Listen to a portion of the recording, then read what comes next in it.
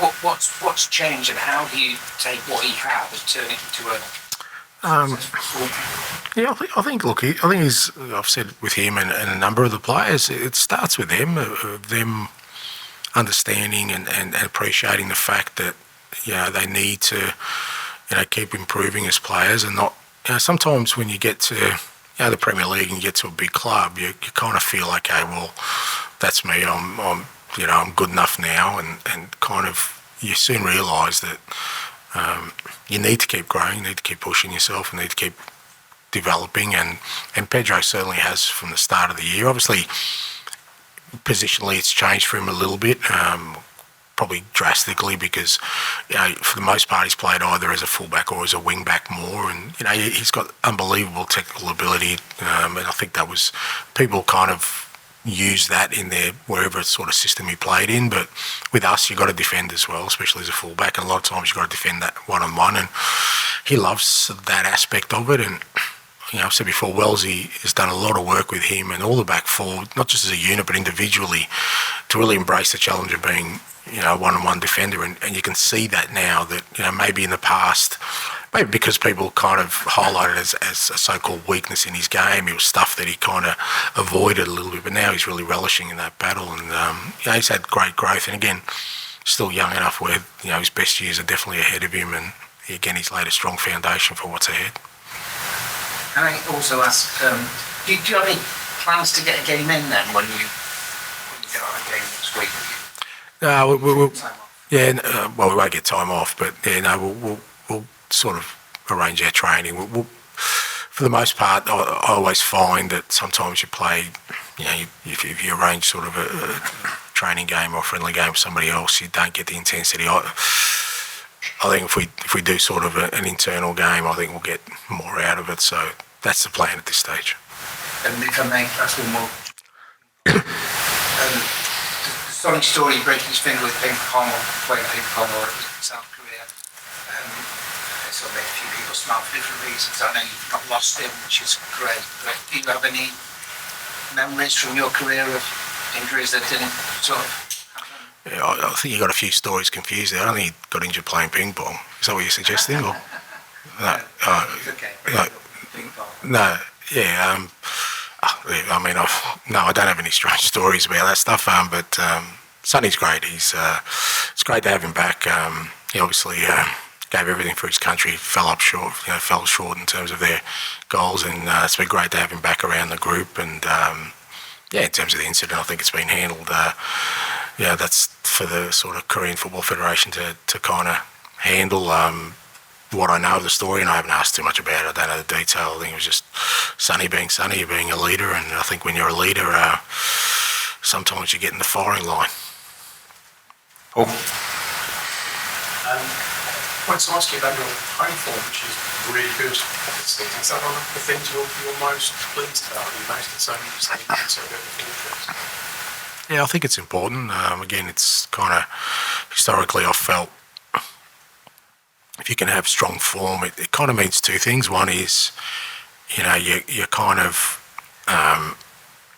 get the people who are most important, the supporters, right behind you, because it's great winning away and you kind of share it with a small group of travelling support, but there's nothing like when your fans come to the stadium and see you win and have that feeling after the game. It just brings the teams closer. The sort of two sides of the players and our fans. So I think it is important. And I think over a course of a season, irrespective of who you play, when you play away from home, there's always a challenge there. So you've got to try and take advantage of kind of the stuff that you're kind of, for want of a better term, comfortable with. Whether you come to the stadium, there's easy access because you got a car park. You're not travelling on a bus. You know the dressing room. You know the people there. Everyone sort of. So you got to transfer that obviously into performances, and if you can do that helps you, because like I said, invariably you're going to get some challenges away from home that sometimes make it difficult to achieve a result. So I've always put great stock in trying to have really strong home performances. mainly, like I said, because of the fans. I think you build a bond quicker when that happens. So that bond seems to be really strong at the moment between the players and fans. It's always been with the team coming in your bonds are probably one of the strongest. How do you work on building that, and how much stronger does it make you as a team? Yeah, I mean, I don't think it's a conscious effort. But what I do know is that, for most fans, they're passionate about their football club. What they want to see is, if they see a real, concerted effort of a commitment to something, then for the most part they'll back that. Because ultimately they want to be represented out on the football field, and when you want to be represented, you want to know that those that are wearing that, that jumper are giving everything, because for our supporters, in a sense, that's what they feel. They're making a huge commitment. It's a lifelong commitment to their club, and whilst we as sort of managers or players, whoever we are, we don't have that lifelong commitment for the most part. We're here for a short amount of time. They want to see that sort of effort anyway, like that sort of commitment, and so I think they've seen it with our players. I think we've lost, I think, 3 games here at home, but even in those games they saw the players giving it all and giving everything they can for the team, and trying to play football in a way that our supporters respond to. So, like I said, that's what builds a bond. I don't think it's words. I don't think it's gimmicks. I don't think it's trying to sort of create something artificial. I just think it's supporters seeing those who represent them giving everything for their football club. Okay, we'll go John and then finish with Dom, please. Just to return to the ping pong incident. Obviously it's a funny story, it's a bizarre story, but it's also about discipline and respect and team bonding. Is that the sort of captaincy you can get behind?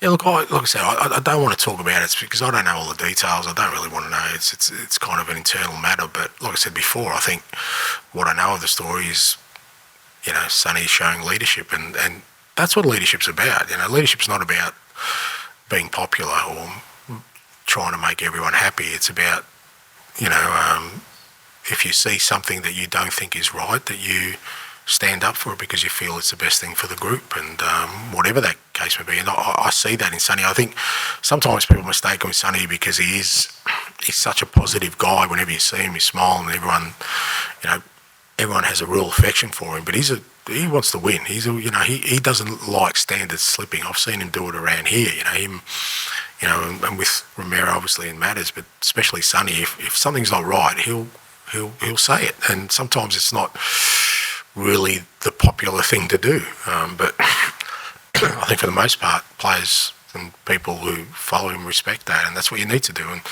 as I said before, sometimes that puts you in the firing line with the playing group, sometimes puts you in the firing line with the coaches, sometimes puts you in the firing line with the club. But as a leader, if you believe that this is the right thing to do, then you should stay strong in it, and I think Sonny has those characteristics. I wasn't going to say that because everybody sees him as a smiley. He is obviously a nice guy, but that was with Roy Keane. You're saying Roy Keane's not a nice guy? Just to be clear, you said Roy Keane is not a nice guy. Yeah, okay. Look, I think you